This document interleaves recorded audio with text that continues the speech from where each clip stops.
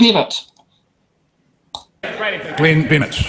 The previous speaker just talked about the deindustrialisation of regional jobs and don't we care? Well, we care, and that is why in 2018 the decision was made. It was around certainty, it was around looking to the future. And the future was one we've all agreed to, which Sir John Key signed up to, which was around decarbonising our economy. And so making that very clear back in 2018 was around how do we move forward from here. The Right Honourable Dame Jacinda Ardern said the transition to a zero carbon economy must start somewhere. And we began that in 2018, and we were getting on with it, and now that's all being peeled back. And why?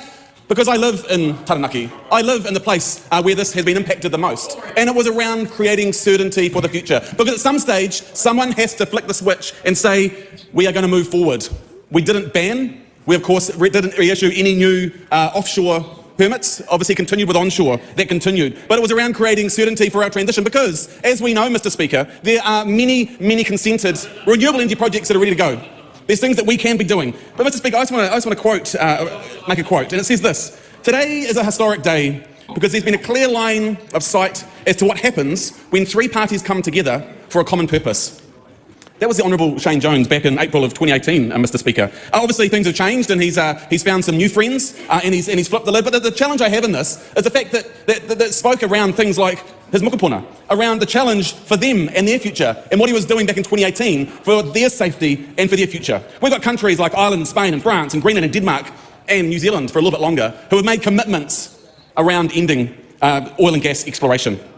And I want to talk briefly because there's a lot of stuff going on in this legislation and we are specifically talking obviously about oil and gas. But you look at the reintroduction of offshore permits, you look at the change to the decommissioning rules and of course this government, the taxpayers, you and I, the people on the streets of the towns you live in, have spent almost $500 million in the decommissioning of the Tui oil field, which was an action that was taken by a company that upped sticks and left us in the lurch. So we created regimes around the decommissioning, which again are about to be repealed. There's also the amendments to the purpose I've talked about, but also small-scale gold mines, which I'm curious to know about. And finally, Mr. Speaker, I'm listening to some of the comments that were made in the departmental reports and other statements on the table, and some Taranaki iwi are concerned around this. And we need to heed and listen because there is a lot going on the government side of the House that is going on, which really is an attack on iwi.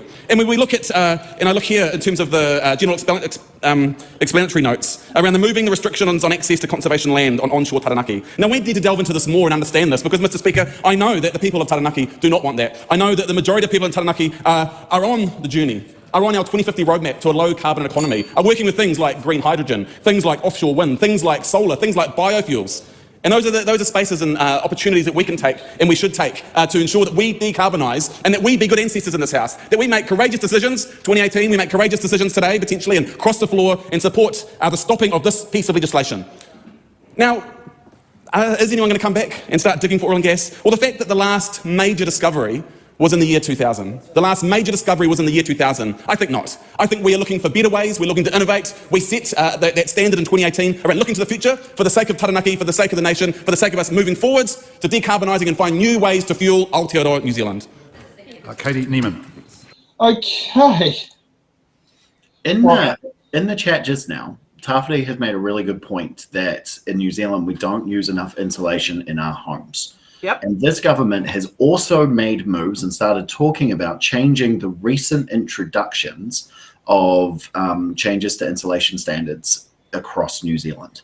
The recent insulation standards require heavier amounts of insulation in places like Dunedin, Southland and Queenstown, places that are actually colder. If this gets rolled back, it will mean that we need more heating because this insulation needs more heating. But again, the problem that we have with our energy sector is not that we can't get enough gas or coal. The problem we have with our energy sector is that we don't have enough plants to create energy in the first place. So we can mine all the coal and gas out of the ground. It's not going to help if we've got nothing to convert it into electricity. True. It's like having a set of railway wagons running out the street. Look, we've got 20 coal trains going to Huntley Power Plant, but it can only process one wagon a day.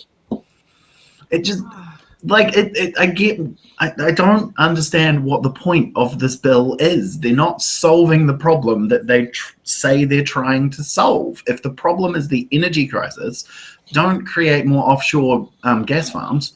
Create more power plants. It's like this. When I went to one of Karuna Mafu's what's it called, National Party meetings, he asked me to come. He invited me. I came. They said to me they'll promise to drill more on the ground to get LPG out to power my vehicle, but they won't help pay for the conversion cost. The conversion cost was the barrier, not drilling the gas out of the ground. Talking about insulation, right? I think it's kind of funny how you just said, Troy, that National kind of wants to roll that back, right? Mm. Wasn't that something that was done in collaboration, like the initial insulation bills and stuff like that? That was done in collaboration with the Greens, National and the Greens working together. It was, yes. Yeah. Is that too woke now? Is insulation woke? If you're not going to put enough insulation into their houses in Otago and Southland, you're going to need another hospital. Yeah. Well, this ties them very well. It all ties itself together. Yeah. Yeah. It's got a little bow on it. Let's see Katie Cummins' short